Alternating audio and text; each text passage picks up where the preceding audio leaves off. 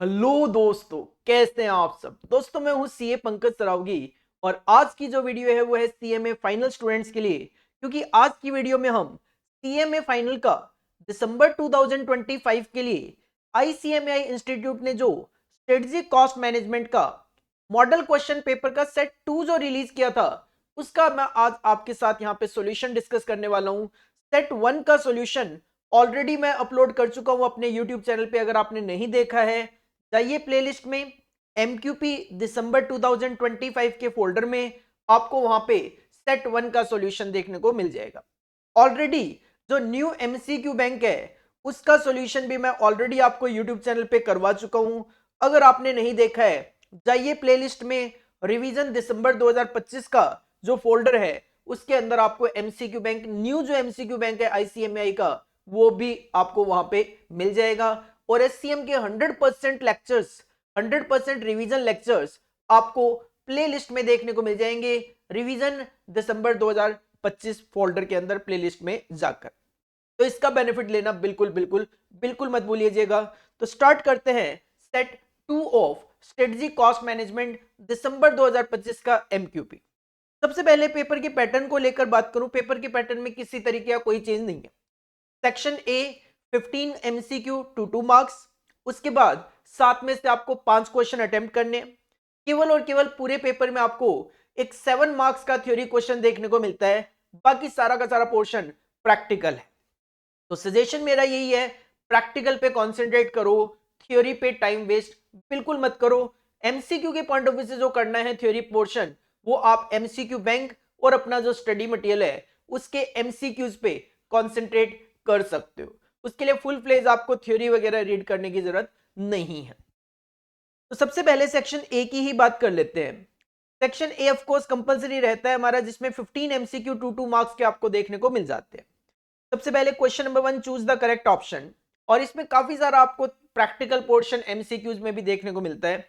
यहां पे भी अगर मैं क्लियरली बात करूं तो आपको थियोरेटिकल पॉइंट ऑफ व्यू से, 9, 10, 11, 12, 13, 14, 6 एमसीक्यू जो है वो थ्योरी है, बाकी प्रैक्टिकल है। मतलब 18 मार्क्स का आपको प्रैक्टिकल एमसीक्यू देखने को मिल जाता है और 12 नंबर का आपको थ्योरी एमसीक्यू देखने को मिल जाता है, जो कि एक नॉर्मल पैटर्न के अकॉर्डिंगली। अगर आप मेरी स्ट्रेटजी भी देखोगे 3-4 महीने पहले वाली, उसमें भी मैंने आपको ये चीज पहले ही क्लियर करा हुआ है। Question number 1, A company has a choice among 3 products, product A, product B और product C, for which the following estimates are available. Estimated profits based on demand forecast in rupee 000। तो ये जो data है ये है profit कि अगर आप प्रोडक्ट ए मार्केट एक्स में बेचते हो तो 250 का प्रॉफिट होगा, मार्केट वाई में 190 का प्रॉफिट होगा।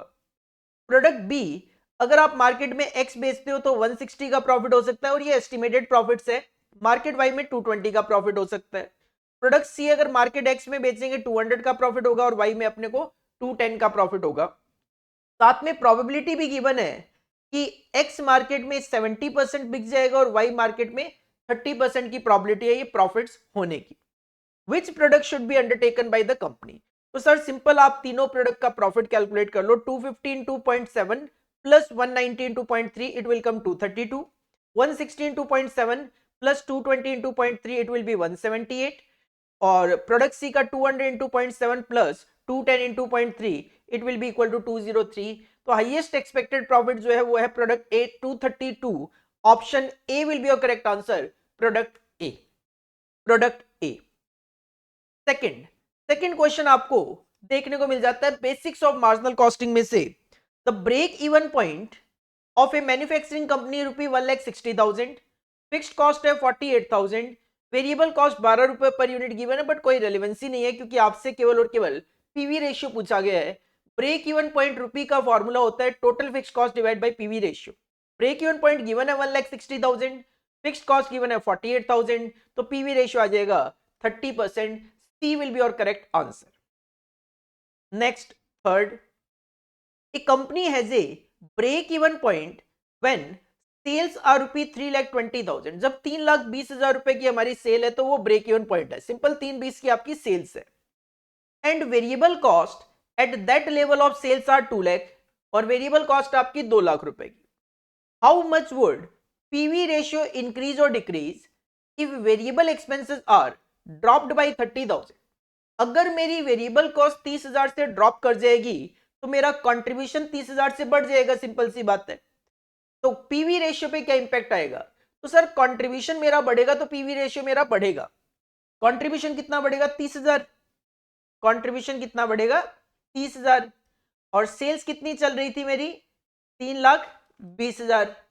तो 3,20,000 पे अगर मेरा कंट्रीब्यूशन बढ़ गया 30,000 से, 30,000 रुपए मेरा कंट्रीब्यूशन बढ़ गया 3,20,000 रुपए की सेल्स पे, तो कितना परसेंट मेरा पीवी रेशियो बढ़ जाएगा? It will be increase by 9.375% increase. तो increase by 9.375%, option B will be your correct answer. Direct आप कैलकुलेशन कर सकते हैं। Next, fourth, A operates an activity based costing system to attribute its overhead cost to cost object. In its budget for the year ending 31st March 2025, the company expected to place a total of 2895 purchase order at a total cost of rupee 1,10,010. Budget ये था कि हम 2895 purchase order place करेंगे जिसके लिए हमारी 1,10,000 रुपए की कॉस्ट आएगी। तो budgeted cost divide by budgeted order करोगे तो आपको 38 का कॉस्ट ड्राइवर रेट पता लग जाएगा, कॉस्ट पर ऑर्डर पता लग जाएगा, जो कि आप अब्सॉर्ब करना शुरू करोगे। This activity and its related cost were budgeted to occur at a constant rate throughout the budgeted year which is divided into 13 4-week period. Sir ये 13 वीक का डेटा था, डजंट मैटर, इससे कोई फर्क पड़ता नहीं अपने को। During the 4-week period ended 30th June 2024, A total of 210 purchase order were placed. आपने 210 परचेज ऑर्डर प्लेस किए और आप 38 का अब्जॉर्प्शन कर रहे थे, तो हर एक ऑर्डर पे 38 का अब्जॉर्प्शन करोगे तो 210 ऑर्डर से आप 7980 का अब्जॉर्प्शन कर पाओगे। लेकिन कॉस्ट आई है केवल और केवल 7650 की, तो आपने कर लिया अब्जॉर्प्शन ज्यादा। तो क्वेश्चन का ये डिमांड है कि ओवर रिकवरी बताओ कितनी होगी। तो 7980 आपने रिकवर किया, कॉस्ट है 7650, difference 330 will be your over recovery over absorption. Option C will be your correct answer. Next, question number 5. Question number 5. The information relating to the direct material cost of a company is as follows. आपको standard price बता दिया है per unit 7.2 है। Actual quantity आपने purchase करी है 1600 unit. Standard quantity जो allowed है फॉर एक्चुअल प्रोडक्शन वो है 1450। इन्होंने मटेरियल प्राइस वेरिएंस कैलकुलेट किया जो कि 480 फेवरेबल आया। तो क्वेश्चन की डिमांड सिंपल है, एक्चुअल प्राइस बताना है। आप सिंपल इसके लिए मटेरियल प्राइस वेरिएंस का फॉर्मूला यूज कर सकते हो, standard price minus actual price multiply actual quantity. Material price variance given है 480, स्टैंडर्ड प्राइस गिवन है 7.20, एक्चुअल प्राइस मैंने x लिख दिया, एक्चुअल क्वांटिटी है 1600। इसको सॉल्व किया तो 6.9 will be our answer. Option A will be your correct answer. Option A will be your correct answer. पहले 5 MCQ आपको प्योर प्रैक्टिकल देखने को मिले। सिक्स्थ है गिवन आपको असाइनमेंट के टॉपिक में से, a firm is required to procure 3 items 1, 2 and 3 from 3 vendors V1, V2 and V3 respectively. The quoted prices in rupee are given in the table below. तो हम जिस सप्लायर से खरीदना चाह रहे हैं वो हमें ये प्राइसेस कोट कर रहे हैं, मतलब हमारे लिए कॉस्ट है। The management policy clearly states that each item should be procured from only one vendor and each vendor should supply only 1 item. तो ठीक है, 3 आइटम है, 3 वेंडर से एक एक आइटम खरीदना है। The minimum total cost of procurement क्या होगी वो बताओ। तो ये आपके पास मैट्रिक्स गिवन थी, डेटा गिवन था। सबसे पहले तो क्लियर कर दूं कि इसके जो ऑप्शंस गिवन थे वो गलत गिवन थे। इसके जो ऑप्शन होने चाहिए as per your study material में भी ये क्वेश्चन है सेम, तो वहां से मैंने देख लिया था कि इसके ऑप्शन क्या होने चाहिए। यहाँ पे भी प्रिंटिंग मिस्टेक थी 1 2 3 4 मिनट्स वाली, तो इसके सही ऑप्शन होने चाहिए। ऑप्शन ए है 375, ऑप्शन बी है 385, ऑप्शन सी है 390 और डी इसका नन ऑफ द अबव है। तो इस सिचुएशन में मैं ये कहूंगा कि ये जो क्वेश्चन है ये तो एमसीक्यू के पॉइंट ऑफ व्यू से थोड़ा सा बड़ा क्वेश्चन ही है, क्योंकि आपको असाइनमेंट करना और असाइनमेंट के लिए आपको स्टेप्स अप्लाई करने पड़ेंगे, जिसके लिए आप सबसे पहले क्या करते हो, रो ऑपरेशन करते हो। रो में 110 मिनिमम पिक करोगे और सब में से माइनस कर दोगे 110, तो it will B 0, 120 minus 110 10, 130 minus 110 20, ये आ गया।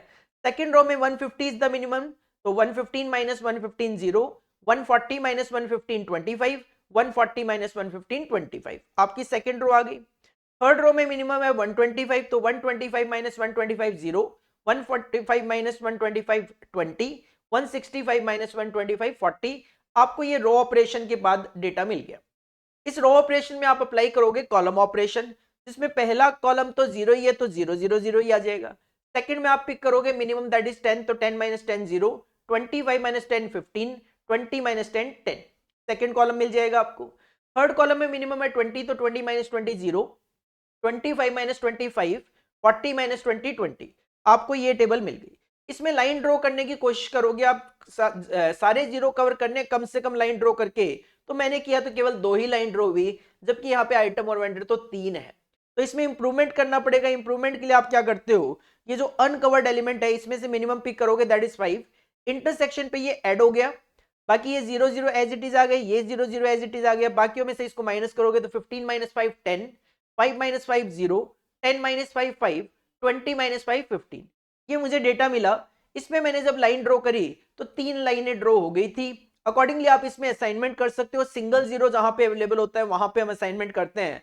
अकॉर्डिंगली असाइनमेंट मेरा कैलकुलेट हो क्या आया, फर्स्ट वेंडर को मिला, वेंडर 2 को दिया फर्स्ट आइटम, वेंडर 3 को दिया सेकंड आइटम, और वेंडर 1 को मिला third item. Accordingly first item मिला सेकंड वेंडर को तो 120 is the price, second item दिया गया थर्ड वेंडर को तो 140, थर्ड आइटम दिया गया फर्स्ट वेंडर को 125, तो टोटल मिनिमम जो कॉस्ट आई 385 आई। तो ऑप्शन बी जो था वो इसका करेक्ट आंसर था। बट 2 नंबर एमसीक्यू के क्वेश्चन के पॉइंट ऑफ व्यू से ये क्वेश्चन लेंदी था। Next question number 7, the driven up window of a fast food center was being studied using simulation for a variety of operating characteristics. As part of the study data was collected on customer arrival as given in the following table. Using expected value calculation, ये हमारे पास expected values given है, calculation determine the expected time निकाल के देना है बस आपको between customer arrival। तो आपके पास इंटर अराइवल टाइम गिवन है, प्रोबेबिलिटी गिवन है, तो सिंपली मल्टीप्लाई करके सम अप करेंगे तो आपको एक्सपेक्टेड टाइम पता लग जाएगा। 0.5 into 0.1 plus 1 into 0.25 plus 2 into 0.2 plus 3 into 0.3 plus 4 into 0.05 plus 5 into 0.05 plus 6 into 0.05, ये आ जाएगा 2.35। Your correct answer will B 2.35 minutes. Option A will be your correct answer. Option A will be your correct answer. Next question number 8, model question paper करके जरूर जाइएगा, क्योंकि simple सी बात यह है कि मॉडल क्वेश्चन पेपर में से भी आपके एग्जाम में क्वेश्चंस आ रहे हैं इक्का दुक्का एमसीक्यू, और पेपर के पैटर्न का भी आपको इससे आइडिया लगता है, कौन सा क्वेश्चन कौन से चैप्टर में से आने के चांसेस हैं उसका भी अपने को एक आइडिया लग जाता है। क्वेश्चन नंबर 8 देखो, अनुराग limited, a manufacturing company, has developed a new product and just completed the manufacture of first 16 unit of the product। तो पहली 16 यूनिट आप कंप्लीट कर चुके हो। If the first unit took 6 hours to manufacture, पहली unit को बनाने में 6 घंटे लग गए हैं, and the first 16 units together took 62.9856 hours to produce। तो अगर 62.9856 टाइम लगा है 16 यूनिट के लिए, तो एवरेज टाइम पर यूनिट आ रहा है 3.9366 का। The learning curve rate would be, MCQ question है तो एमसीक्यू को एमसीक्यू की तरह ही सॉल्व कर लो। 1 से 2 पे जाना है, 2 से 4 पे जाना है, 4 से 8 पे और 8 से 16 पे, 6 घंटे पे ये अप्लाई करके देख लो 4 बार, जहां पे आपको 3.9366 दिख जाए वही आपका आंसर है। तो 6 का एक टाइम 80%, देन 80%, देन 80% और देन 80% किया तो 2.4576 आ रहा है। सर ये आंसर नहीं है। 6 का 85%, 85%, 85% और 85%, अभी भी ये 3.13 आ रहा है, ये भी आंसर नहीं है। 6 का 90% एक, 90% दो, 90% तीन, 90% चार, 3.9366 आ रहा है। तो your answer will be C 90%। Institute ने यहाँ पे इसका आंसर गलत दिया हुआ है, प्रिंटिंग मिस्टेक है। 8 का जो आंसर इंस्टीट्यूट ने दिया है वो बी दिया है, तो यहाँ पे प्रिंटिंग मिस्टेक है। इसका जो करेक्ट आंसर है दैट विल बी सी। तो गलती से भी 85% जो है वो कैलकुलेट करने की कोशिश मत ही करना, नहीं कैलकुलेट होके आने वाला। इसके बाद नाइन्थ वन अगर हम देखें तो थ्योरी आ जाते हैं, मतलब पहले 8 एमसीक्यू आपको प्योर प्रैक्टिकल दे दिए गए। इसके बाद आ जाते हैं हम ninth question theoretical. Which of the following statement is incorrect? Sir इनमें से कौन सा स्टेटमेंट करेक्ट नहीं है? Microsoft Excel is most popular among all the available spreadsheet. Sir हम सबको पता है कि स्प्रेडशीट जो है उसमें माइक्रोसॉफ्ट एक्सेल सबसे ज्यादा पॉपुलर है, सबसे ज्यादा यूज किया जाता है, तो ये तो इनकरेक्ट नहीं है। Zoho analytics is a tool used for financial data analytics. Sir बिल्कुल किया जाता है, ये भी इनकरेक्ट नहीं है। विजुअलाइजेशन टूल्स जो है वो रिपोर्टिंग टूल्स होते हैं। सर बिल्कुल विजुअलाइजेशन टूल्स जो होते हैं, टेबल्स वगैरह, डायग्राम वगैरह है, वो रिपोर्टिंग के लिए यूज किए जाते हैं। तो इसका जो आंसर होगा वो डी होगा, नन ऑफ द अबव, क्योंकि ऊपर जो तीनों स्टेटमेंट लिखे हैं वो सही लिखे हुए हैं, तो इनमें से कोई भी स्टेटमेंट इनकरेक्ट नहीं है, तो D will be your correct answer. Next 10th, 4 Ps of TQM. Sir TQM के 4 पीज क्या होते हैं? प्रिंसिपल्स, सर प्रिंसिपल तो नहीं होता, पीपल होता है, प्रोसेस होता है, प्रॉब्लम होता है, एंड प्रिपरेशन। तो ऑप्शन बी जो है वही इसका करेक्ट आंसर होगा। 10th का option B will be your correct answer. Next 11th one, the higher the actual hours worked.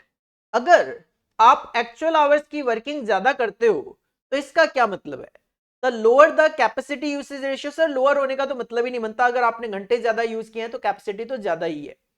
The higher the capacity usage ratio, the lower the capacity utilization ratio, the higher the capacity utilization ratio।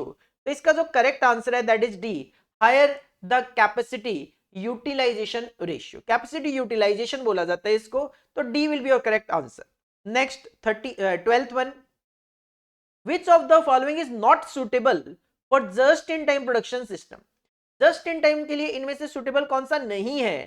Sir A is the correct answer, batch production. Option A will be your correct answer.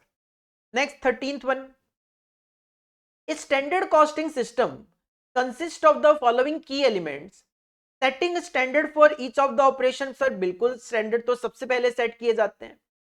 Comparing the actual performance with standard performance. Sir ये performance measure करके तो आप variances calculate करते हो। Analysing and reporting variances arising from the difference between actual and standard performance. Sir इसका answer D है, क्योंकि ये तीनों ही की एलिमेंट आपको स्टैंडर्ड कॉस्टिंग के देखने को मिल जाते हैं। Next 14th one is again theory, which of the following is not a secondary activity of value chain. तो सर सेकेंडरी एक्टिविटी कौन सी नहीं है वैल्यू चेन की? प्रोक्योरमेंट है, एचआर डेवलपमेंट है, सर्विस नहीं है। सर्विस जो है ये वैल्यू चेन की सेकेंडरी एक्टिविटी का पार्ट नहीं है। Option C will be your correct answer. Last MCQ फिर से प्रैक्टिकल दे दिया 15th one, A company has the capacity of producing 80,000 units. वही टारगेट कॉस्टिंग का जाना पहचाना question, and presently company 20,000 unit sell करी है 100 रुपए में, 20,000 यूनिट सेल करी है 100 रुपए में। The demand is sensitive to selling price and it has been observed that with every reduction of ₹10 in selling price the demand is doubled. तो simple सी बात है, 20,000 से 40,000 पे जाने के लिए आपको 100 रुपए को 90 करना पड़ेगा। जैसे ही 90 से फिर से 10 रुपए कम करोगे 80, तो 40,000 से 80,000 पे पहुंच जाओगे, और कैपेसिटी आपकी इतनी ही है।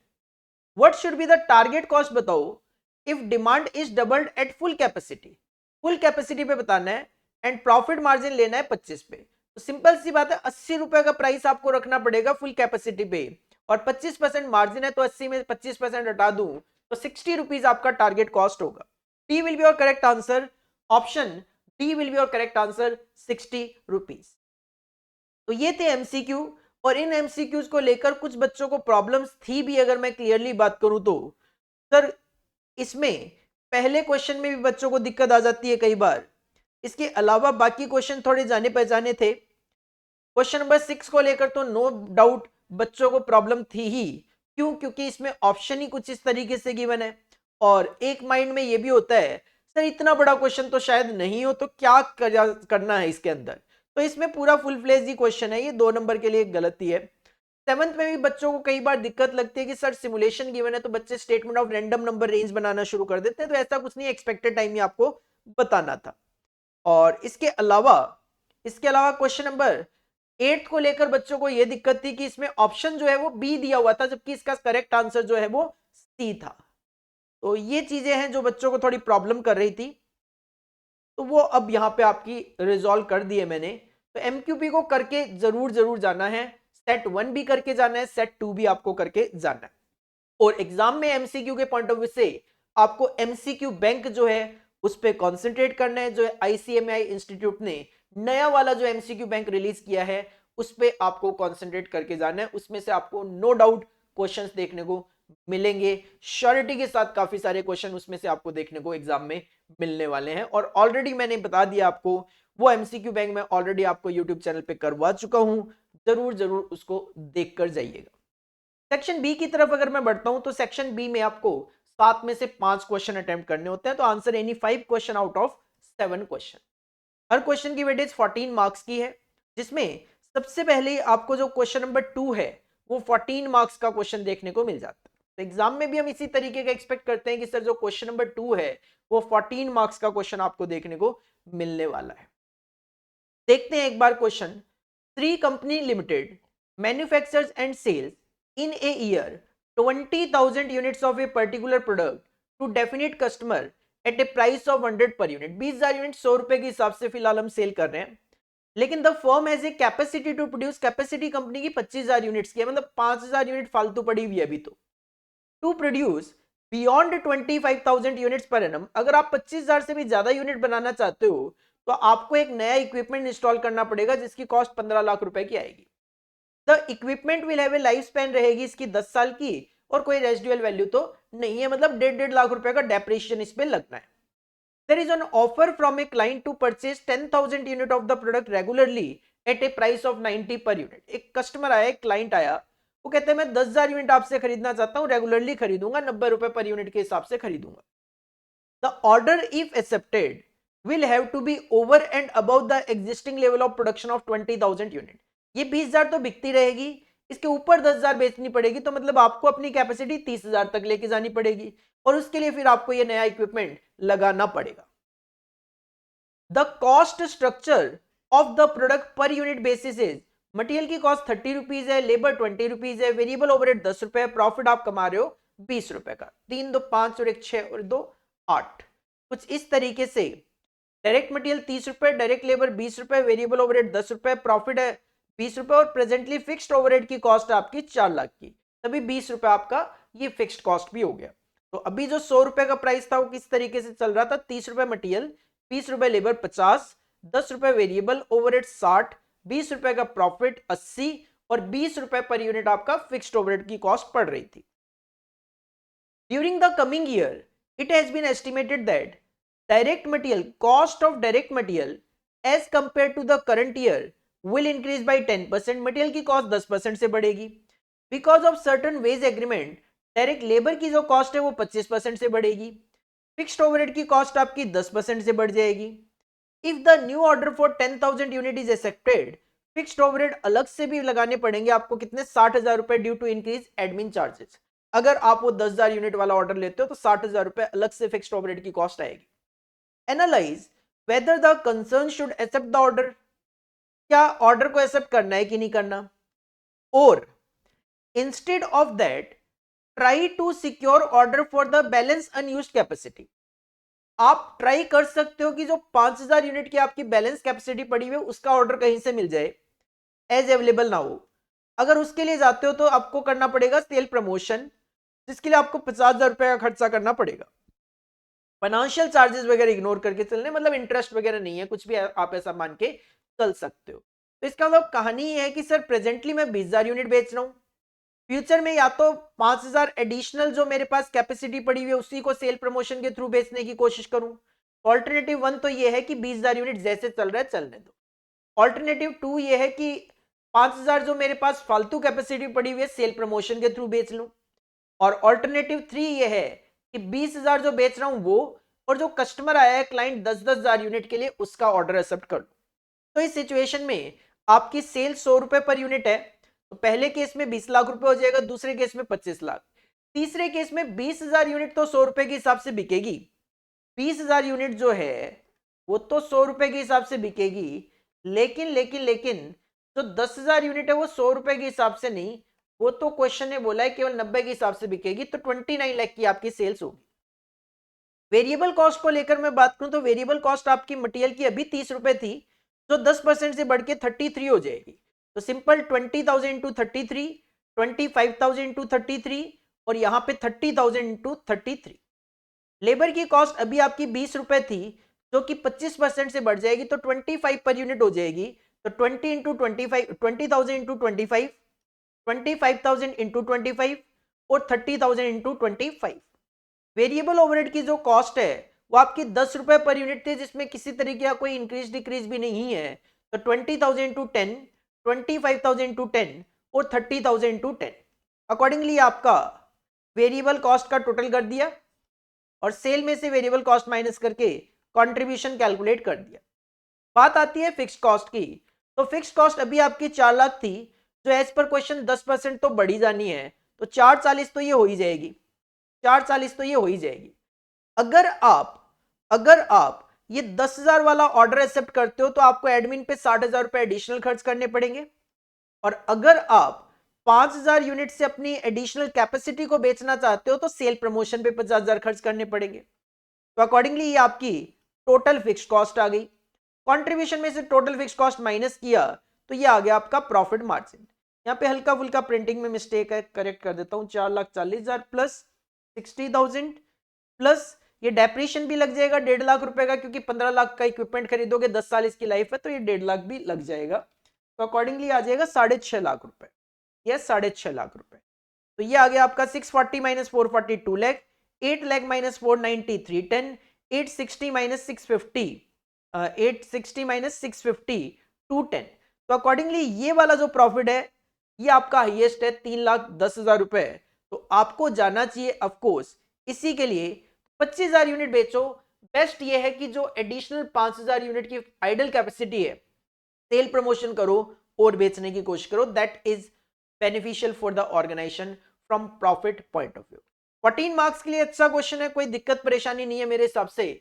अगर इस तरीके का क्वेश्चन 14 मार्क्स में एग्जाम में आ जाए तो अपने लिए काफी ज्यादा बेनिफिशियल होगा, क्योंकि इसमें ऐसा कोई ज्यादा कैलकुलेशंस वगैरह भी नहीं थी। और मोस्ट ऑफ द केसेस में 14 मार्क्स का जो क्वेश्चन नंबर सेकंड है वो आपको डिसीजन मेकिंग में से ही देखने को मिलता है, कभी रेलेवेंट कॉस्टिंग में से, कभी मेक और बाय में से, या फिर इस तरीके की डिसीजन मेकिंग, एक्सेप्टेंस रिजेक्शन वगैरह, या इवेल्युएशन ऑफ ऑर्डर वगैरह, ऑल्टरनेटिव चॉइसेस वगैरह, इसी तरीके का क्वेश्चन आपको क्वेश्चन नंबर सेकंड देखने को मिलेगा।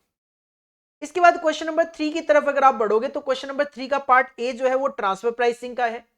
सेट 1 में भी ट्रांसफर प्राइसिंग का था, एग्जाम में भी आप ट्रांसफर प्राइसिंग का एक्सपेक्ट कर सकते हो। और पार्ट बी जो है that is from life cycle costing का एक छोटा सा question, asset life cycle costing का क्वेश्चन गिवन है। पहले बात कर लेते हैं 3A की, ट्रांसफर प्राइसिंग के क्वेश्चन की। Division A is a profit centre which produces 3 products X, Y and Z, and each product has an external market and the details are as follows. External market में अगर आप बेचते हो तो 48, 46 और 40 का प्राइस होगा। वेरिएबल कॉस्ट इसकी बनाने की आ रही है डिवीजन ए में 33, 24 और 28 की, और लेबर आवर्स चाहिए एक यूनिट को बनाने के लिए 3, 4 और 2। अब जो प्रोडक्ट वाई है, second product Y can be transfer to division B, but the maximum quantity that might be required for transfer is 300 units of Y. Product Y की 300 यूनिट जो है डिवीजन B को ट्रांसफर करी जा सकती है।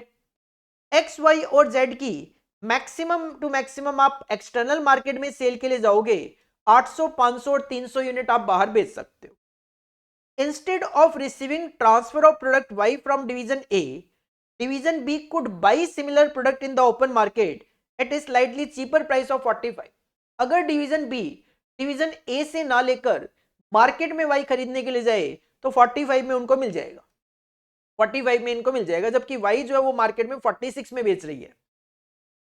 Question की डिमांड है calculate the transfer price for each unit for 300 units of Y. अगर डिवीजन ए ये 300 यूनिट डिवीजन वाई को ट्रांसफर करे तो बताओ ट्रांसफर प्राइस क्या रखोगे। कंडीशन है दो, एक एक अलग अलग कंसीडर करनी है। अगर आपके पास टोटल लेबर आवर जो है वो 3800 हो तो सर चेक करना पड़ेगा, चेक करना पड़ेगा कि 3800 आवर्स मेरे पास होंगे तो मैं पूरा बना भी पाऊंगा कि नहीं बना पाऊंगा। तो सॉल्यूशन पे आते हैं और चेक कर लेते हैं एक बार। देखो सिंपल सी बात ये है, बाहर मार्केट में मैं बेचूं तो 800 यूनिट, 500 यूनिट और 300 यूनिट बेच सकता हूं। 800 यूनिट के लिए 3 घंटे लेबर के चाहिए, इन 500 के लिए 4 और इन 300 के लिए 3। तो 800 इंटू 3, 500 इंटू 4 प्लस 300 इंटू 2 करके देखा तो सर 5000 घंटों की तो डिमांड है एक्सटर्नल मार्केट के लिए। जबकि आप कह रहे हो हमारे पास केवल और केवल 3800 आवर है, मतलब मेरे पास कोई स्पेयर कैपेसिटी तो नहीं है, स्पेयर आवर्स तो मेरे पास नहीं है। तो फिर चेक करो रैंकिंग। रैंकिंग के लिए सिंपल, सबसे पहले सेलिंग प्राइस 48, 46 और 40 माइनस कर दो इसमें से वेरिएबल कॉस्ट पर यूनिट 33, 24 और 28, आपको मिल गया कंट्रीब्यूशन पर यूनिट। ये है कंट्रीब्यूशन पर यूनिट। हर यूनिट को बनाने के लिए टाइम लगेगा 3, 4 और 2 आवर्स। तो 15 रुपए कमाओगे 3 घंटे में तो 5 रुपए पर आवर। 22 रुपीज कमाओगे 4 आवर्स में तो it will B 5.5 per hour. 12 रुपए कमाओगे 2 घंटे में तो 6 रुपीज पर आवर। तो रैंकिंग के हिसाब से अगर मैं बात करूं तो जेड मुझे सबसे ज्यादा प्रॉफिट देता है, सेकंड वाई देता है और थर्ड है एक्स। तो अगर सेक्रीफाइस करने की बात आई तो सबसे पहले मैं एक्स से सेक्रीफाइस करवाऊंगा। सबसे पहले अगर बात आई सेक्रीफाइस करवाने की तो मैं एक्स से सेक्रीफाइस कराऊंगा। तो जब लेबर आवर्स आपके पास 3800 है तो पहली 300 यूनिट जो है, पहली 300 यूनिट जो है वो आप जेड की बनाओगे, 2 घंटे लग जाएंगे, 600 घंटे इसमें चले जाएंगे। फिर वाई बनाओगे आप, वाई की मार्केट में कितनी डिमांड है 500 यूनिट, तो मार्केट वाली 500 यूनिट बनाओगे, 4 घंटे चाहिए तो 2000 घंटे इसमें चले गए, 2600, 1200 घंटे बच गए, उसमें आप बनाओगे एक्स। 3 घंटे के हिसाब से 400, 1200 तो 3 घंटे के हिसाब से आप 400 यूनिट बना पाओगे, जबकि मार्केट में डिमांड तो 800 की है। अब मेरे पास स्पेयर आवर्स तो है नहीं, there is determined from the balance hour. If 300 units of y has to be transferred to division b, then an additional 300 units of y will have to be produced, जिसके लिए मुझे 300 into 4 1200 घंटे की जरूरत है। फालतू तो था नहीं मेरे पास, तो ये 1200 घंटे हमें लेने पड़ेंगे x के, x के 1200 घंटे अपने को लेने पड़ेंगे। वेरिएबल कॉस्ट तो इसमें 24 रुपए आएगी आएगी, वेरिएबल कॉस्ट तो 24 रुपए इसमें आएगी आएगी। अब दस no production X will be possible, transfer price is equal to variable cost of Y. एक बार रुक जाओ, अभी बाकी है। वेरिएबल कॉस्ट तो 24 रुपए आएगी आएगी, साथ में अगर मैं ट्रांसफर नहीं करता तो ये 1200 यूनिट बेचता, 1200 घंटे में 400 यूनिट बेचता और हर यूनिट पे मैं कमाता 15 रुपए। तो 400 इंटू 15, 6000 रुपए कमा पाता, जो मुझे सेक्रीफाइस करने पड़ेंगे तो वो भी मैं डिवीजन बी से चार्ज करूंगा।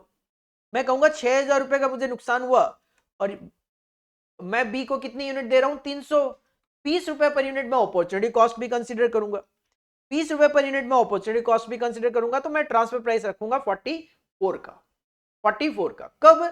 जब 3800 आवर्स होंगे। अगर 5600 आवर्स होंगे तो देखो मुझे मार्केट के लिए तो 5000 घंटों की ही जरूरत है, तो मेरे पास 600 घंटे तो फालतू होंगे, मेरे पास 600 घंटे तो फालतू होंगे। जो 600 घंटे फालतू होंगे वो तो ठीक है, मैं यूज कर लूंगा डिवीजन बी के लिए। तो एक तो मैं 24 रुपए तो चार्ज करूंगा ही करूंगा वेरिएबल कॉस्ट, लेकिन इस बार मुझे केवल और केवल एडिशनली यहां से 1200 नहीं, केवल 600 घंटे ही सेक्रीफाइस करवाने। हर घंटे से मैं कितना कमा पाता था 5 रुपए, तो मुझे केवल और केवल डिवीजन बी को ट्रांसफर करने की वजह से 3000 रुपए का नुकसान होगा, जो कि अगर मैं 300 यूनिट से रिकवर करूंगा तो 10 रुपए अपॉर्चुनिटी कॉस्ट आएगी। अकॉर्डिंगली 34 रुपए जो है वो आपका ट्रांसफर प्राइस होने वाला है।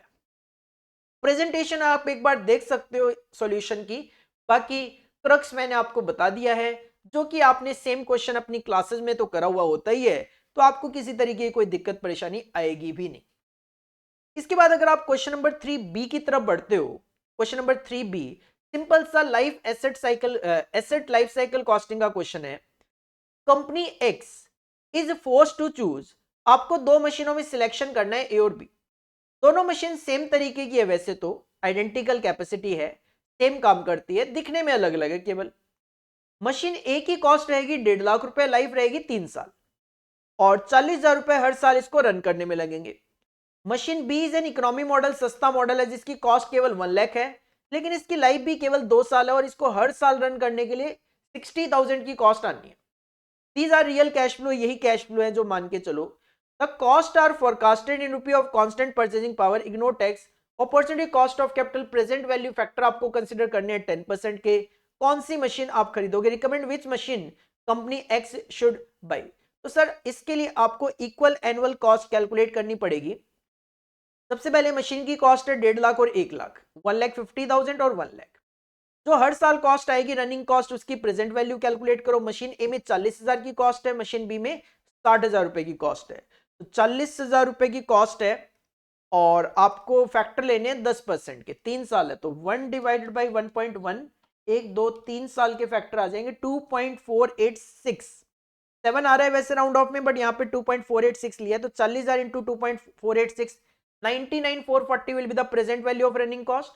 मशीन बी केवल 2 साल है तो 1 डिवाइड बाई 1.1, एक 2 साल का फैक्टर आएगा 1.735। कॉस्ट आपकी 60,000, तो 60,000 to 1.735, 1,04,100, that will be your total cost. But sir ये टोटल कॉस्ट जो है मशीन ए की 3 साल की है, मशीन बी की 2 साल की है, तो पर एनम में कन्वर्ट करने के लिए इसको डिवाइड करना पड़ेगा फैक्टर से। ए की लाइफ 3 साल की है तो 3 साल के फैक्टर से डिवाइड कर दो, 249,440 divided by 2.486, it will come 100,338। Machine B की लाइफ 2 साल की है तो 2 साल के फैक्टर से डिवाइड करो, 2,04,100 divided by 1.735, it will be 117,637। Machine A जो है दैट इज मोर बेनिफिशियल क्योंकि इसमें इक्वल एनुअल कॉस्ट जो है वो आपकी कम आ रही है। इजी क्वेश्चन है। इस तरीके का क्वेश्चन आप एफएम में भी करते हो, एसएफएम में इन्वेस्टमेंट डिसीजन के चैप्टर में, इंटर में कैपिटल वेस्टिंग के चैप्टर में, और यहां पे एससीएम में आप लाइफ साइकिल कॉस्टिंग में, एसेट लाइफ साइकिल कॉस्टिंग में इस तरीके का क्वेश्चन आप करते हो। इसके बाद अगर और आगे आप बढ़ोगे तो आपको क्वेश्चन नंबर 4 में पार्ट ए तो प्रैक्टिकल दिखेगा जो कि यहां पे गिवन है थ्रूपुट कॉस्टिंग विद की फैक्टर क्वेश्चन, और बी पार्ट इसमें आपको थ्योरी देखने को मिल जाता है। तो जो मैं आपको कह रहा था कि 7 नंबर का थ्योरेटिकल 7 मार्क्स का थ्योरी क्वेश्चन आता है, वो आपको क्वेश्चन नंबर 4 के बी पार्ट में देखने को मिल जाएगा। एग्जाम में भी आपको एक सिंगल 7 मार्क्स का थ्योरी क्वेश्चन देखने को मिलने वाला है। अब आपकी चॉइस है, क्या आप इस थ्योरी क्वेश्चन के लिए, एक 7 मार्क्स के थ्योरी क्वेश्चन के लिए क्या पूरी की पूरी थ्योरी पढ़ के जाना चाहोगे? क्योंकि सर थ्योरी पढ़ के जाओगे 7 नंबर का ही क्वेश्चन अटेम्प्ट कर पाओगे, प्रैक्टिकल वैसे भी कुछ भी छोड़ के जाने का कोई लॉजिक नहीं बनता। क्यों? क्योंकि सर प्रैक्टिकल में कुछ भी पूछा जा सकता है, कुछ भी पूछा जा सकता है। जैसे क्वेश्चन नंबर 4 ए आपको यहाँ पे थ्रूपुट का कॉन्सेप्ट देखने को मिल रहा है with optimum mix, but as such ऐसा कोई कॉन्सेप्ट नहीं है कि 4 ए आपको थ्रूपुट कॉस्टिंग में से ही दिखाई दे। हाँ, क्वेश्चन नंबर 2 आपको डिसीजन मेकिंग में से ही देखने को मिलेगा, श्योरिटी के साथ कह रहा हूं। क्वेश्चन नंबर 3 का जो पार्ट ए है वो आपको ट्रांसफर प्राइसिंग में से ही देखने को मिलेगा। पार्ट बी जो है वो आपको लाइफ साइकिल कॉस्टिंग में से ही देखने को मिल जाएगा। बट 4 ए जो है वो अलग अलग वैरायटीज ऑफ क्वेश्चन पूछे जाते हैं, कभी थ्रूपुट में से भी आ सकता है, तो टारगेट कॉस्टिंग में से भी आ सकता है, या अदरवाइज किसी चैप्टर में से भी पूछा जा सकता है। तो क्वेश्चन नंबर 4 ए के साथ आपको बी थ्योरी देखने को मिलेगा। पार्ट ए देख लेते हैं सबसे पहले। Question number 4 A, modern company produces 3 products A, B and C, details of which are shown below. Selling price per unit given है तीनों प्रोडक्ट का, मटेरियल की कॉस्ट भी गिवन है तीनों प्रोडक्ट की, वेरिएबल ओवरहेड गिवन है तीनों प्रोडक्ट का, मैक्सिमम डिमांड भी बता दिए कितना कितना मार्केट में मैक्सिमम डिमांड होगी, time required on the bottleneck resource, एक यूनिट को बनाने के लिए कितना कितना टाइम लगेगा वो भी बता दिया। हमारे पास अवेलेबिलिटी है 3,20,000 बोटलनेक आवर्स की हर महीने। Calculate the optimum product mix, आपको थ्रूपुट का कॉन्सेप्ट यूज करना है। थ्रूपुट के कॉन्सेप्ट में कंट्रीब्यूशन का मतलब selling price minus material cost ही होता है, क्योंकि थ्रूपुट यूज करना है तो थ्रूपुट कंट्रीब्यूशन आपको कंसीडर यहाँ पे करना पड़ेगा। देख लेते हैं इसका सॉल्यूशन भी।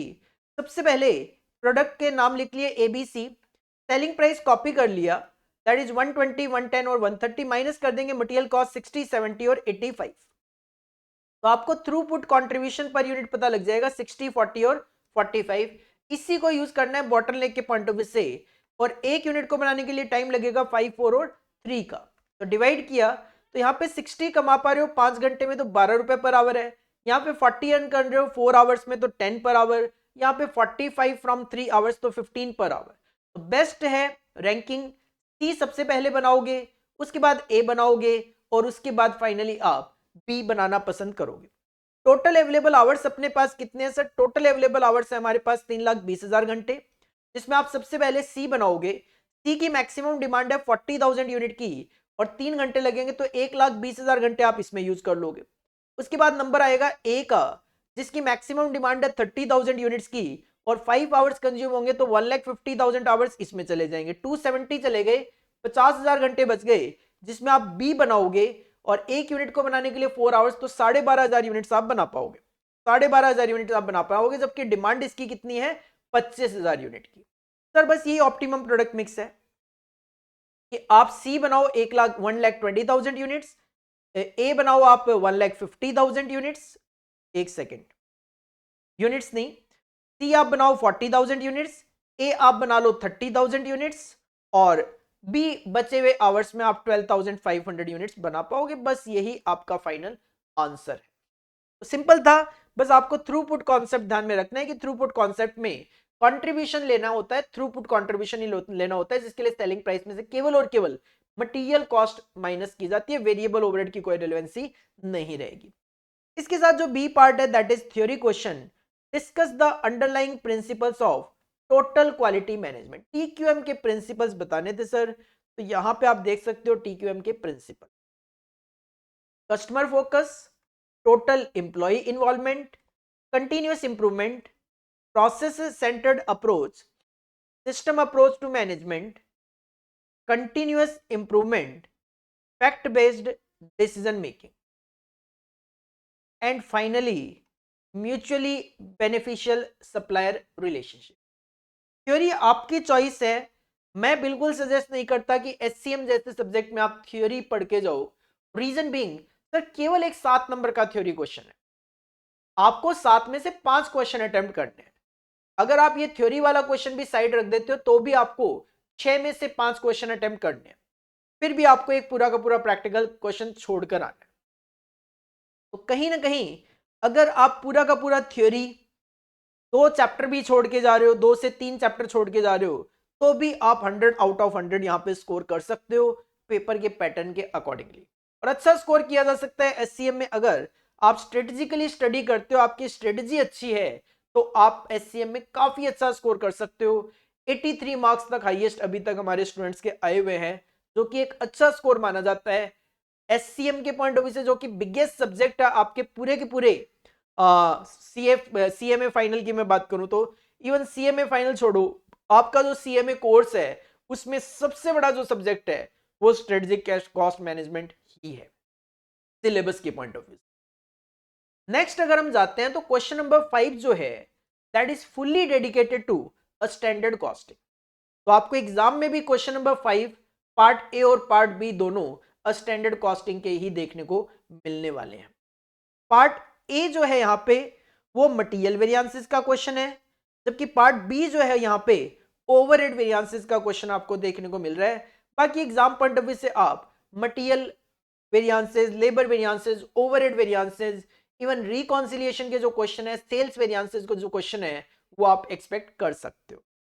Question number 5A, A company manufacturing a special type of fencing tile जिसका साइज है 12 inch multiply by 8 inch multiply by half inch, used a system of standard costing. The standard mix of the compound used for making the tile is, standard ये था कि material A use करेंगे 1200 kg at the rate of 0.30 पर KG, material B use करेंगे 500 kg at the rate of 0.60 पर KG और material सी use करेंगे 800 kg at the rate of 0.70 पर KG. The compound should produce 12,000 square feet of tiles of half inch thickness. अब देखो thickness तो same है, जो थिकनेस कंपाउंड की है मतलब एरिया की है उसी का आपका साइज टाइल का भी है, मतलब थिकनेस तो सेम है, जितना थिकनेस कंपाउंड में रखनी है अपने को उतना ही थिकनेस टाइल का भी है। During a period in which 1 lakh tiles of the standard size were produce, material usage आपने किया 1,00,000 टाइल्स आपने प्रोड्यूस करी है और आपने मटेरियल यूज किया है 7000 kg material A at the rate of 0.32, cost आई 2240। मटेरियल बी यूज किया है 3000 kg at the rate of 0.65, cost आई है 1950। और मटेरियल सी आपने यूज किया है 5000 kg at the rate of 0.75, cost आई आपकी 3750। तो 15000 kg टोटल मटेरियल यूज किया, इसकी कॉस्ट है 7940। आपको क्या बताना है, prepare the cost figure for the period showing material का प्राइस, मिक्सर और सब यूसेज वेरिएंस आपको कैलकुलेट करके देना है। तो इसके लिए आपको सबसे पहले तो डेटा कैलकुलेट करना पड़ेगा। सर सबसे पहले आपको डेटा कैलकुलेट करना पड़ेगा कि ये तो चलो 1,00,000 टाइल्स है, ये तो आपकी 1,00,000 टाइल्स है, लेकिन ये जो ऊपर डेटा था ये कितने टाइल्स का था। तो सिंपल सी अगर मैं बात करूं 12,000 स्क्वायर फीट का एरिया है, 12,000 स्क्वायर फीट का एरिया है और आपने यहां पे बताया कि टाइल का जो साइज है वो 12, 8 और हाफ का है और ये क्या है, ये है स्क्वायर फीट, 12,000 स्क्वायर फीट।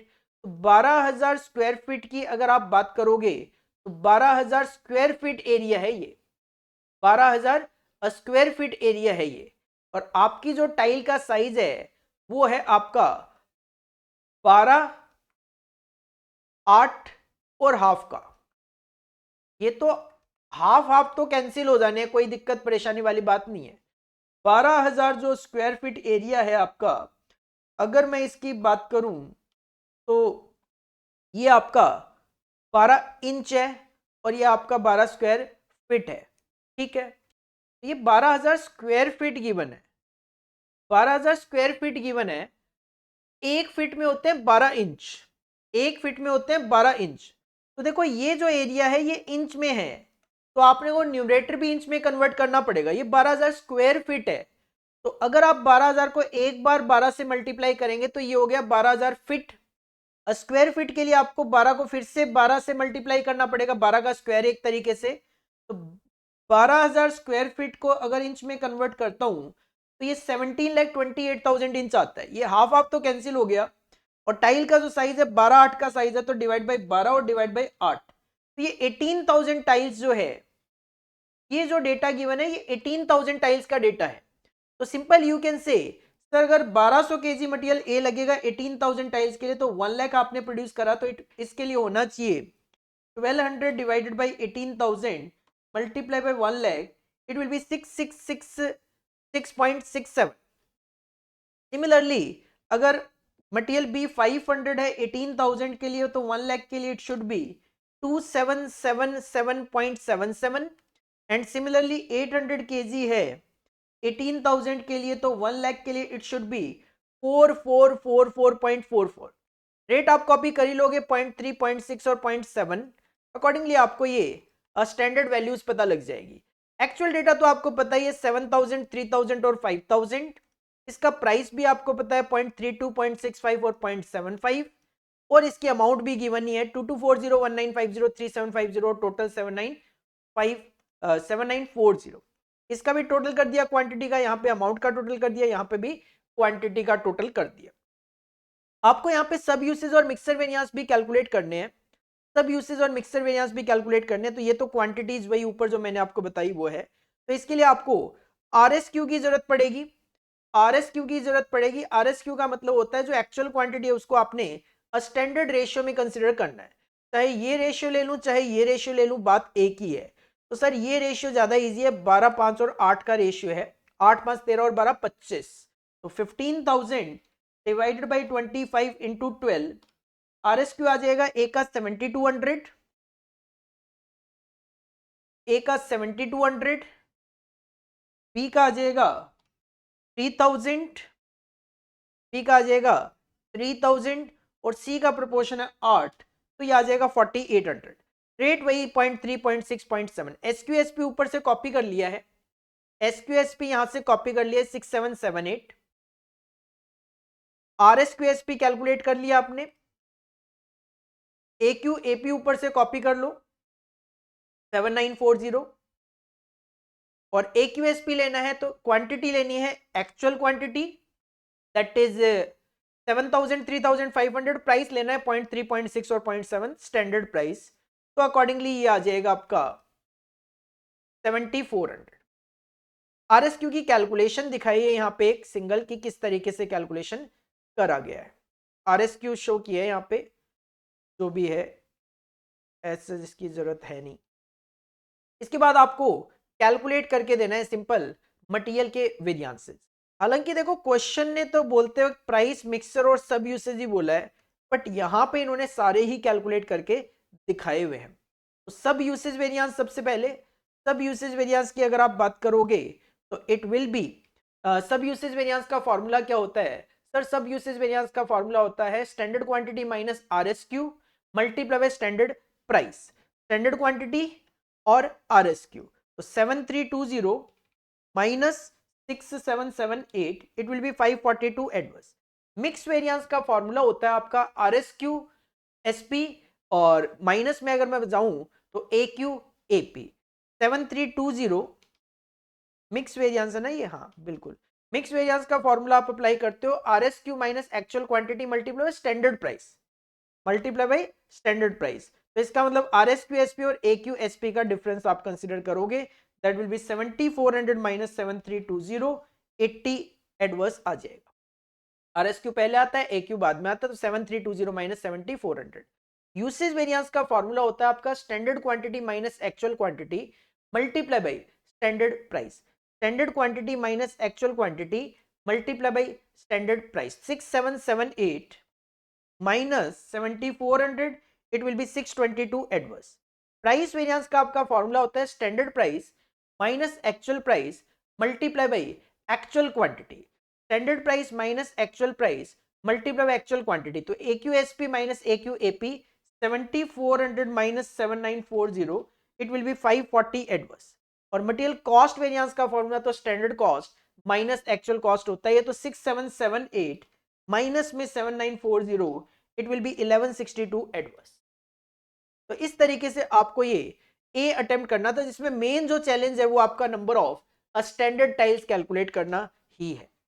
इसके बाद अगर आप पार्ट बी की तरफ बढ़ते हो तो part B again given from standard costing variance analysis topic, but from overhead variances.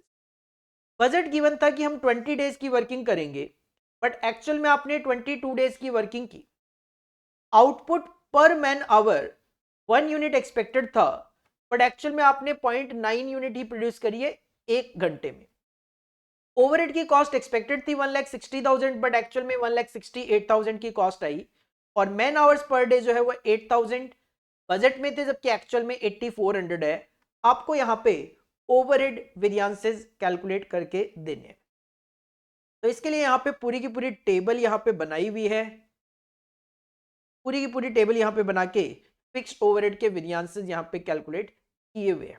बाकी आप थोड़ा सा प्रेजेंटेशन डिफर करना चाहो तो प्रेजेंटेशन आप डिफर कर सकते हो, किसी तरीके की कोई दिक्कत परेशानी नहीं है। जैसे नॉर्मली मैं इस तरीके से ना करवा के मैं थोड़ा सा प्रेजेंटेशन जो है वो थोड़ी सी अलग दिया करता हूं, बट चलो कोई दिक्कत परेशानी वाली बात नहीं है, इसी फॉर्मेट में देख लेते हैं। SRSH सर,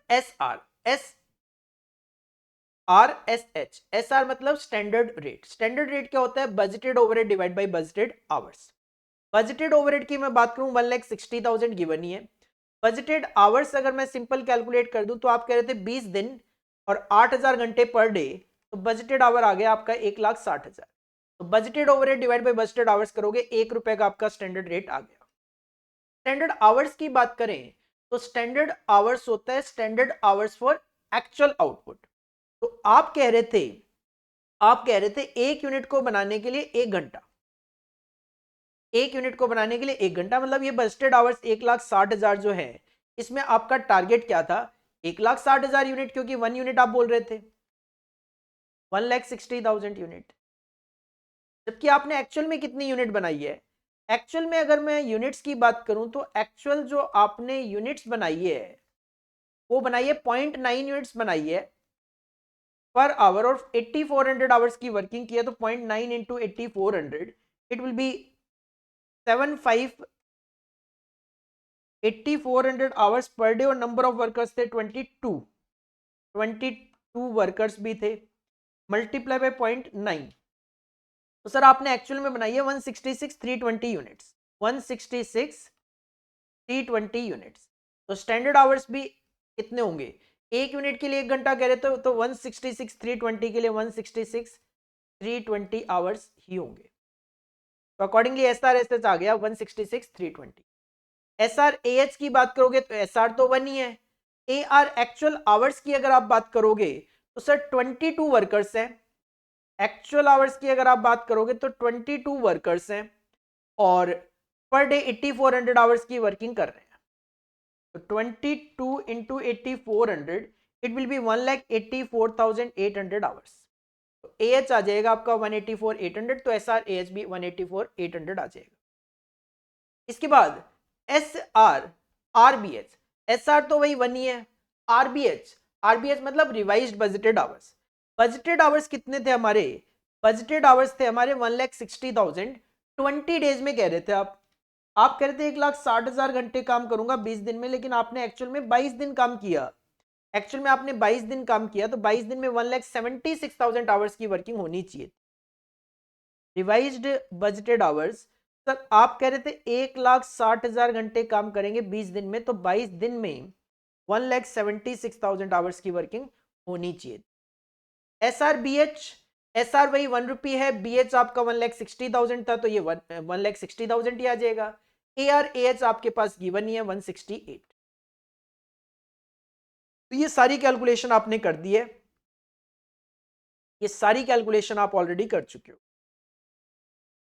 यहां तक हो गया। इसके बाद आप जस्ट फॉर्मूलाज यूज कर लो। Fixed overhead efficiency variance, sir fixed overhead efficiency variance होता है आपका S R S H minus S R A H. क्यों, क्योंकि नॉर्मली आपका फॉर्मूला होता है standard hours minus actual hours multiply by budgeted rate. तो 166,320 minus 184,800, your answer will be 18,480 adverse. Capacity variance के लिए जाते हो, कैपेसिटी वेरिएंस का फॉर्मूला होगा S R A H minus S R R B H. क्योंकि फॉर्मूला क्या होता है, फॉर्मूला होता है आपका actual hours minus revised budgeted hours multiply by standard rate. तो 184,800 minus 1,76,000, your answer will be 8,800 favourable. Fixed overhead calendar variance, calendar variance का formula होता है S R R B H minus S R B H, क्योंकि formula होता है revised budgeted hours minus budgeted hours multiply by standard rate. 1,76,000 minus 1,60,000 it will be 16,000 favourable. Volume variance, volume variance का direct formula आप amount के basis पे जाते हो तो हम अप्लाई करते हैं absorbed overhead minus budgeted overhead. यहां पे अगर आप अप्लाई करते हो तो S R S H minus S R B H, क्योंकि फॉर्मूला होता है आपका standard hours minus budgeted hours multiply by standard rate. 166,320 minus 1,60,000 will be 6,320 favourable. Budget variance का फॉर्मूला होता है बजटेड ओवरहेड माइनस में एक्चुअल ओवरहेड। तो simple S R B H minus A R A H, 160 minus 168, 8,000 रुपए खर्चे का difference है adverse में।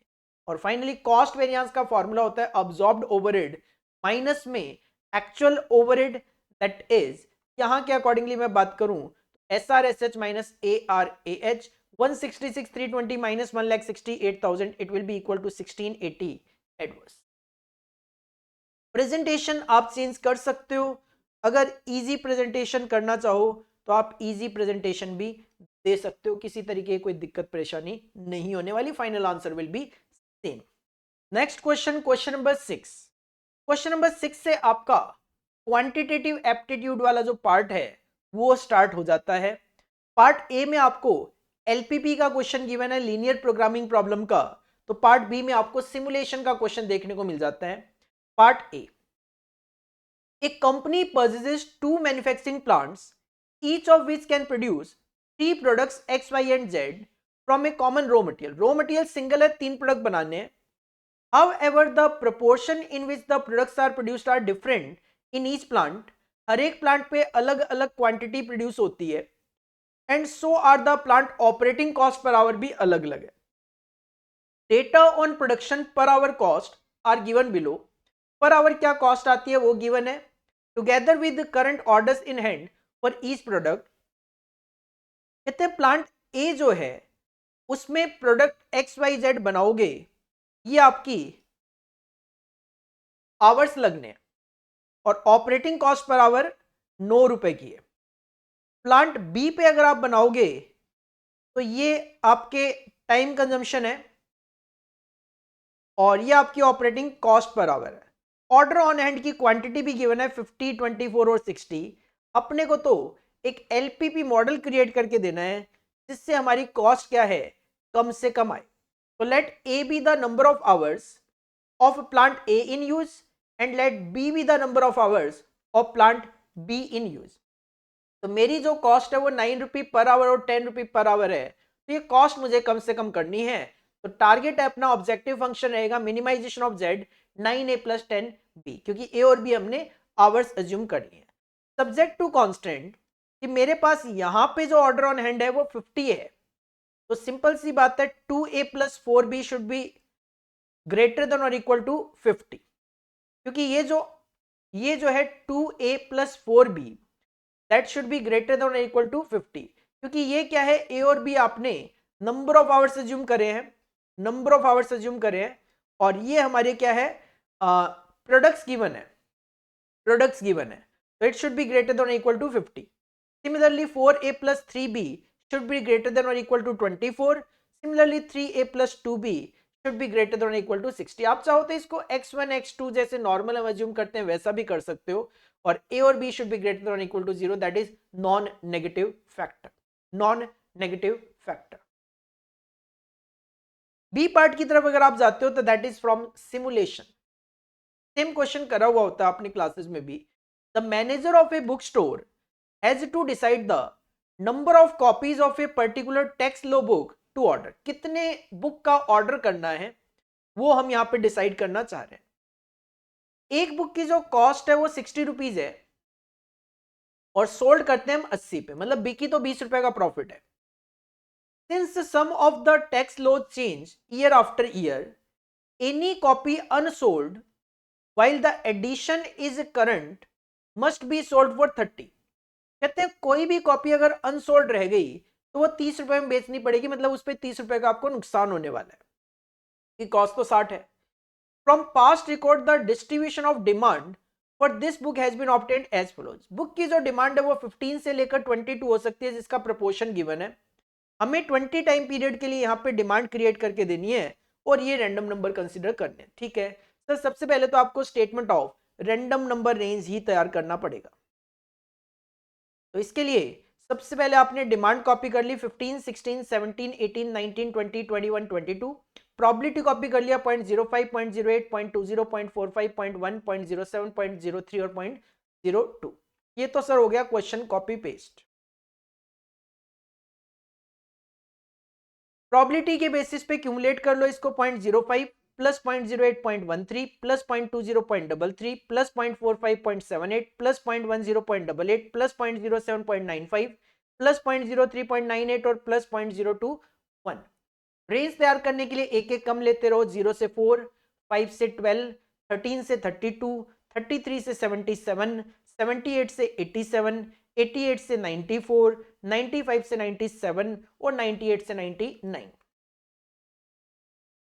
इसके बाद सिमुलेशन कर दो 20 पीरियड के लिए, जिसके लिए आपको सबसे पहले ईयर कंसीडर करने पड़ेंगे 1 से लेकर 20 तक।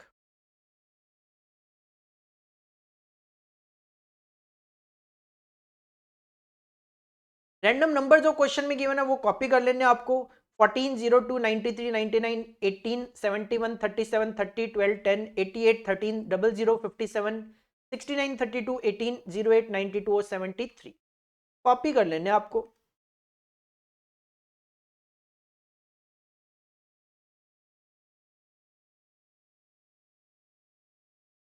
और इसके बेसिस पे आपने डिमांड लिख लेनी है ऊपर देखकर। जैसे 14 है तो 14 आ जाएगा 17, 02 में आ जाएगी 15 की डिमांड, 93 आ गया 88 से 94 में 20 की डिमांड, 99 आ गया 98, 99, 22। तो इसी तरीके से देख देख कर हमें ये डिमांड लिख लेनी है। 18 आ जाएगा आपका 13 से 32 में 17 की डिमांड हो जाएगी। 71 आ जाएगा आपका 33 से 77 में डिमांड हो जाएगी 18 की। 37 आ जाएगा 33 से 77 में 18 की डिमांड आ जाएगी। तो इसी तरीके से आपको ये एक्सपेक्टेड डिमांड जो है वो रैंडम नंबर रेंज में देखकर लिख लेनी है। अब यहां पे क्वेश्चन ने बोला नहीं है calculate the following sequence of random number generate the demand for 20 time periods, calculate the average profit बताना है obtainable under each of the courses of action open to the manager and recommend the optimal policy. तो यहाँ पे stock assume किया है कि अगर हम अपने पास 16 बुक्स का, 17 बुक्स का या 18 बुक्स का स्टॉक रखते हैं तो नंबर ऑफ बुक्स अनसोल्ड कितनी होगी। ये 16, 17, 18 इसलिए लिया गया है कि सर 15 की तो हमारी मिनिमम डिमांड होगी ही होगी, 15 की तो हमारी मिनिमम डिमांड होगी होगी। और अगर आप देखोगे तो 22, 21, 20, 19 इसकी डिमांड बहुत कम है, तो मैक्सिमम जो डिमांड है वो 18 पे ही आपको देखने को मिल रही है। इस वजह से यहाँ पे 16, 17, 18 कंसिडर किया गया। अगर आप 15 भी लेना चाहो, 19, 20, 21, 22 भी लेना चाहो, ले सकते हो, ले सकते हो, कोई दिक्कत परेशानी वाली बात नहीं है। अगर आप 16 का स्टॉक रखते हो और डिमांड हुई 17 की, तो आपके पास बुक्स अनसोल्ड नहीं बचने वाली। अगर आप 16 का स्टॉक रखते हो, डिमांड 15 की हुई, सिंपल सी बात है, अगर आप 16 का स्टॉक रखते हो तो डिमांड इससे कम होगी तो आपके पास बुक बचेगी, नहीं तो नहीं बचेगी। यहां पे 1 बच जाएगी, यहां पे नहीं बचने वाली। 15 के केस में 1 बचनी है, इसके अलावा तो कहीं कुछ बचनी नहीं है, तो 2 बुक्स बचेगी। अगर आप यहां पे 17 का स्टॉक मेंटेन करते हो तो सर 17 या उससे कम डिमांड होगी तभी बुक्स बचनी है, तो यहां पे 2, 17 वाले में भी नहीं बचेगी, 16 वाले में बचेगी, या फिर 15 वाले में 2 बच जाएगी, 16 वाले में 1 बच जाएगी, बस। अगर आप 18 का स्टॉक रखते हो तो 17, 16 या 15 की डिमांड होगी तो बुक्स बचेगी, नहीं तो नहीं बचेगी। 17 में 1 बच जाएगी, 15 में 3 बच जाएगी, 17 में 1 बच जाएगी, 17 में 1, 16 की डिमांड होगी तो 2 2 बच जाएगी, 17 की डिमांड होगी 1 बच जाएगी, 15 की डिमांड होगी तो 3 बच जाएगी, 1 1 2। तो आप ये देख सकते हो टोटल 18। इसी तरीके से अगर मैं यहाँ पे मान लो 19 भी कंसिडर करता तो कर सकता हूँ, कोई दिक्कत थोड़ी नहीं। अगर मैं 19 स्टॉक अपने पास रखता हूँ तो इस तरीके से क्या अनसोल्ड बुक्स जो है वो बढ़ती जाएगी एक तरीके से, तो एनालिसिस करना पॉसिबल है, ऐसी बात नहीं है। बट यहाँ पे इतना ही कैलकुलेशन करके दी गई है, यहाँ पे 2 बची, यहाँ पे 7 बची और यहाँ पे 18 बची। अकॉर्डिंगली इसी पे आपको प्रॉफिट स्टेटमेंट बना के दिया गया है। यहाँ पे 15 को भी कंसिडर कर लिया गया कि अगर मैं नंबर ऑफ बुक्स ऑर्डर करता हूँ 15, तो सिंपल सी बात है 15 की तो मिनिमम डिमांड है ही, तो अनसोल्ड बचने का कोई मतलब बनता नहीं है। तो इस सिचुएशन में क्या होगा, 15 की 15 बुक्स मैं बेच लूंगा। हर एक बुक पे मैं कितना प्रॉफिट कमाता हूं, 20 रुपए का, तो 300 का मेरा प्रॉफिट हुआ। 15 इंटू 20, 300 का मेरा प्रॉफिट हुआ। 15 into 20 number of books sold, number of books sold, ठीक है, number of books sold. 15 books बेचूंगा हर साल 20 साल तक, तो 300 बुक्स बेच लूंगा और हर एक यूनिट पे 20 रुपए का प्रॉफिट होगा, तो 6000 रुपए का मेरा प्रॉफिट होगा, तो एवरेज प्रॉफिट 300 रुपए। अगर 16 बुक्स का ऑर्डर करता हूं तो मैं 16 बुक्स बेच लूंगा और इस सिचुएशन में 2 बुक्स जो है मेरे पास बच जाती है, 2 बुक्स मेरे पास बच जाती है। तो 16 इंटू 20, 16 बुक्स मैं बेच लूंगा। नंबर ऑफ बुक्स ऑर्डर 16 करी, तो नंबर ऑफ बुक्स सोल्ड मैं कर लेता हूं 16, 16 इंटू 20, 2 बुक्स मेरे पास बच गई, तो 318 बुक्स बिकी। इसका मतलब 318 बुक्स बिकी, उस पे तो 20 रुपए का प्रॉफिट कमा लिया, और जो 2 बुक बच गई उस पे 30 रुपए का मेरा लॉस हुआ, क्योंकि 60 रुपए में मैं खरीद रहा था और 30 रुपए में बेच रहा था, तो मेरा नेट प्रॉफिट 6300 का आया। तो पर एनम एवरेज प्रॉफिट मेरा 315 है।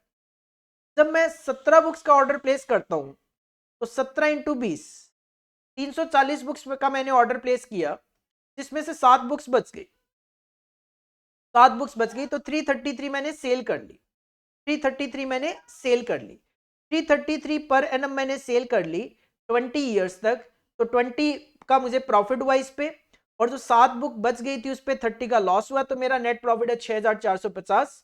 अब 20 साल में 6750, तो मेरा एवरेज प्रॉफिट आएगा 322.5। अगर मैं ऑर्डर प्लेस करता हूं 18 का, तो 20 साल में इतनी बुक्स का ऑर्डर प्लेस किया, जिसमें से मेरे पास बच जाती है 18 बुक्स। तो 342 मैंने सेल आउट करी, 20 रुपए का प्रॉफिट कमाया, 18 पे 30 का लॉस हुआ, तो 63 का प्रॉफिट हुआ, तो 315 रुपए, 315 रुपए एवरेज प्रॉफिट मेरा आ रहा है। तो इस तरीके से आप 19, 20, 21 और 22 की भी कैलकुलेशन कर सकते हो, कोई दिक्कत परेशानी वाली बात आपको नहीं होनी चाहिए। इसके बाद अगर मैं बात करूं तो क्वेश्चन नंबर 7 जो है वो आपको पार्ट ए जो है वो तो नेटवर्क एनालिसिस सीपीएम पार्ट में से देखने को मिल जाता है, जबकि पार्ट बी जो है वो आपको लर्निंग कर्व में से देखने को मिल जाता है। Question number 7A, draw a network from the following activities, evaluate the critical path and total duration of the project. तो सर ठीक है, सबसे पहले एक्टिविटी ए है, सबसे पहले आपकी एक्टिविटी ए है, देन ए से आपने बी सी और डी एक्टिविटी ड्रॉ करनी है। तो ए से आपने बी सी और डी एक्टिविटी ड्रॉ करनी है। देन आपने बी और सी से ई एक्टिविटी ड्रॉ करनी है। बी और सी जो है वो एक ही इवेंट से निकले हुए हैं, तो इसके लिए आपको क्या करना पड़ेगा, बी और सी जो है, बी और सी से आपको एक एक्टिविटी ड्रॉ करनी है। तो यहां से आपको एक डमी इंट्रोड्यूस करनी पड़ेगी और देन आप यहां पे ड्रॉ करोगे तो it will be from B and C, activity E आ गई आपकी। और सिमिलरली सी और डी से आपको एफ पे जाना है, तो सी और डी भी कॉमन पॉइंट से निकले हुए थे, तो यहां से हम डी पे आ गए और यहां से अगर हम एरो डालेंगे तो it will be from C and D. और फाइनली आपको ई एफ से एक्टिविटी जी निकालनी है, तो ई एफ से हमने एक्टिविटी जी निकाल दी है और इसका टाइम ड्यूरेशन जो क्वेश्चन में गिवन था वो भी यहाँ पे मेंशन कर दिया।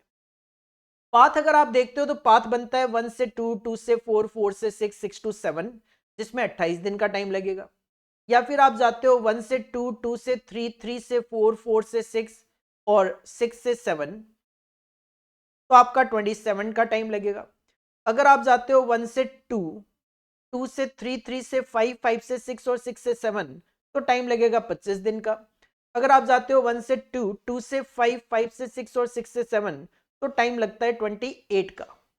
तो इसका मतलब दो यहाँ पे क्रिटिकल पाथ हो गए, 1 to 4, 6, 7 और 1 to 5, 6, 7, क्योंकि इसका जो है टाइम दोनों में डबल देखने को मिल रहा है।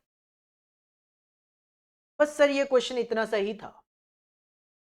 इसके बाद अगर हम क्वेश्चन नंबर बी की तरफ आते हैं तो that is given from learning curve topic.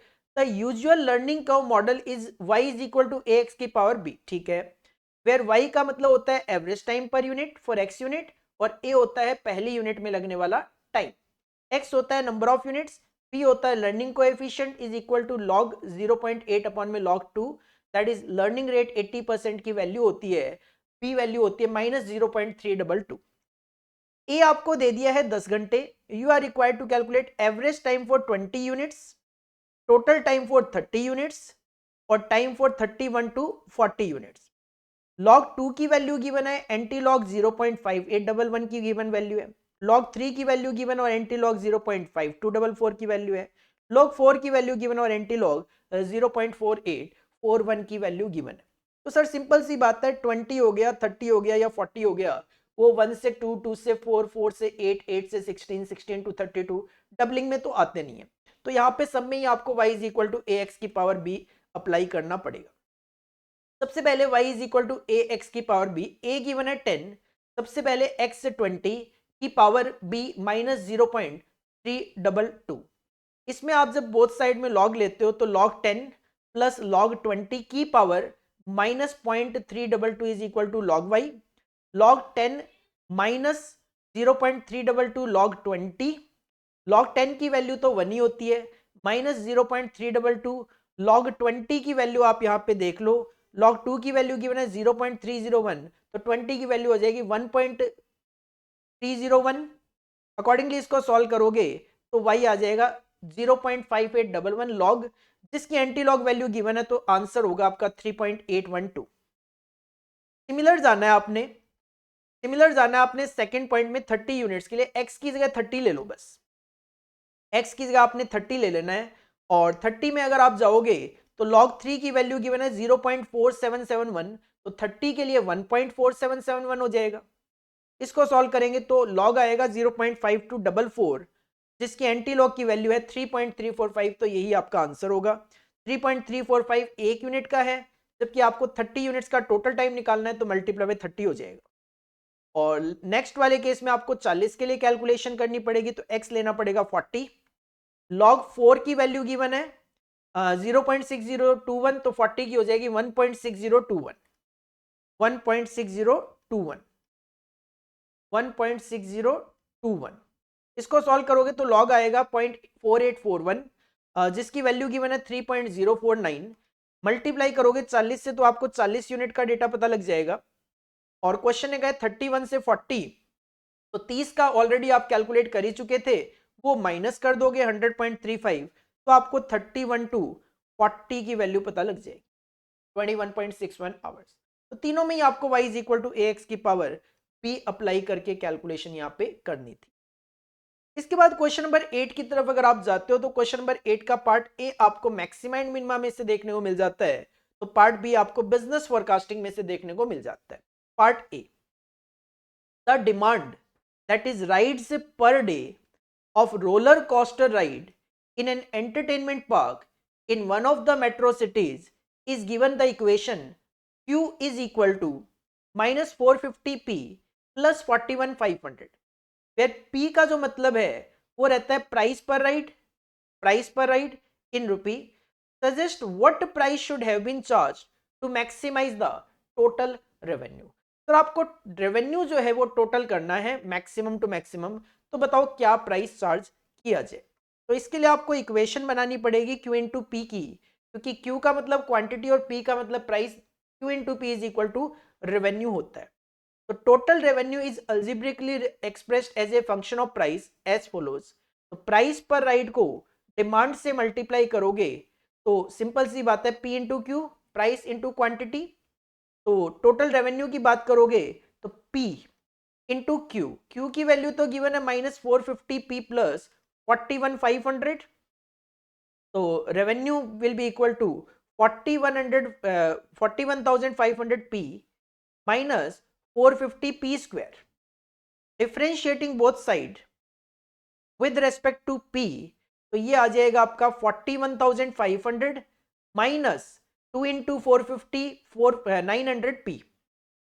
As per the necessary condition of optimisation आप अप्लाई करोगे 41,500 minus 900p is equal to 0, तो यहां से p सॉल्व करोगे तो इट विल कम 46.11। तो बस यही एक तरीके से आपका फाइनल आंसर भी होगा। 46.11 जो है that will be the price your answer. इसके बाद अगर आप बी में जाते हो, that is business forecasting model, तो from the following past data of sales in lakh rupaye of a company estimate the same for the year 2025। ठीक है, 19 तक गिवन है, 25 का निकालना है। तो सबसे पहले तो यही कॉपी करो आप 2010 से लेकर 2019, 2010 से लेकर 2019 तक कॉपी करो। इसकी सेल्स भी कॉपी कर लो 15.3 से लेकर 24.5 तक। सिग्मा एक्स अपने को 0 बनाना है, तो ईयर कितने 1 2 3 4 5 6 7 8 9 10 है। तो ठीक है, 5 5 कर लो। 5 ऊपर की वैल्यू जो है वो माइनस में रख लो, -1 -3 -5 -7 -9, और नीचे की जो वैल्यू है 1 3 5 7 9 पॉजिटिव रख लो। तो सिग्मा एक्स आपका 0 हो जाएगा। एक्स का कर लो स्क्वायर, सिमिलरली एक्स वाई का मल्टीप्लीकेशन कर लो, क्योंकि अपने को इन्हीं चीजों की जरूरत होगी इक्वेशन को सॉल्व करने के पॉइंट ऑफ व्यू से। अपने को बी कैलकुलेट करके देना है, क्योंकि अपने को increase of rate of increase of sales calculate करके देना है। ये तो फॉर्मूलाज है, sigma y is equal to n a plus b sigma x y is equal to a sigma x plus b sigma x square. बस इसी में अपने को डेटा रखना है, इसी में अपने को डेटा रखना है, ये वैल्यूज रखोगे आप। तो यहां पे देखो ये रहा,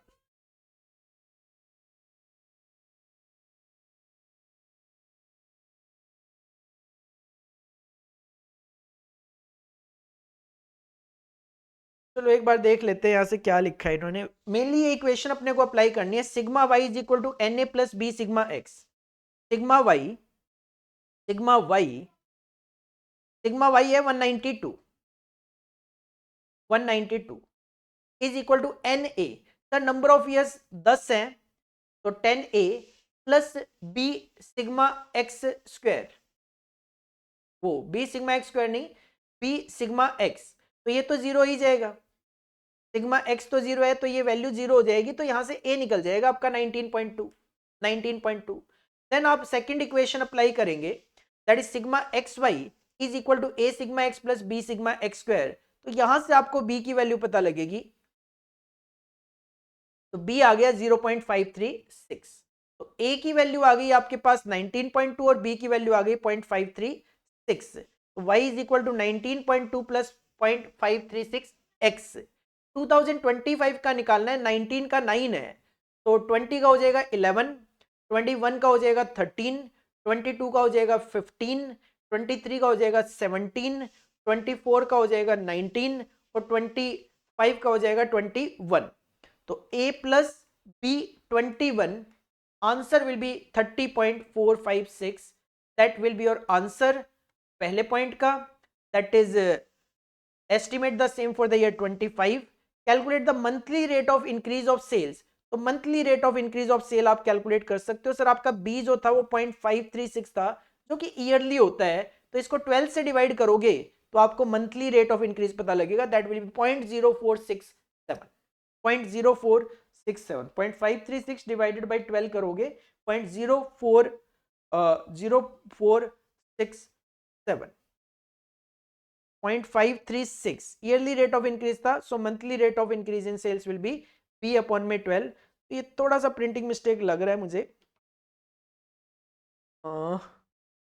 पॉइंट 0.536 डिवाइडेड बाई 12 क्या आ रहा है 0.0447 नहीं है, 447 है, ये 447 है, 0.0447 मिलियन है।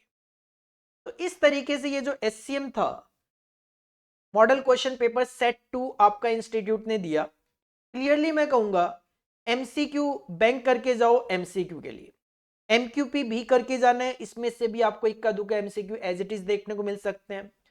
MQP करने का सबसे बड़ा बेनिफिट ये होगा कि आपको पेपर का पैटर्न पता लग जाता है कि सर 4B में मुझे थ्योरी क्वेश्चन देखने को मिलेगा 7 मार्क्स का।